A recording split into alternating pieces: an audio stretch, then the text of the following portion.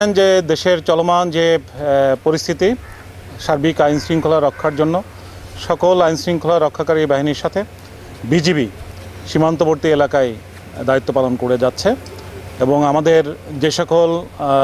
থানাগুলো রয়েছে সীমান্তবর্তী এলাকায় সেই সকল থানাগুলো যাতে ফাংশনিং হয় পুরোপুরি যেন সঠিকভাবে কাজ করতে পারে সেই জন্য সার্বিকভাবে বিজিবি সহায়তা দিয়ে এসছে এবং আমরা আমাদের বিজিবির এই সহায়তা প্রদান করে যাচ্ছি। তারই একটি অংশ হলো আমাদের জয়পুরহাট জেলাধীন এই হাকিমপুর থানা। এখানে আপনারা জানেন যে এখানকার যে কার্যক্রম দিনাজপুর জেলার হাকিমপুর যে থানা সেই থানাটার কার্যক্রম আমরা সঠিকভাবে চলার জন্য বিজিবির সার্বিক সহায়তা আমরা প্রদান করে আসছি। আমাদের বিজিবির টহল দল নিয়মিত এখানে 3 বেলা আসছে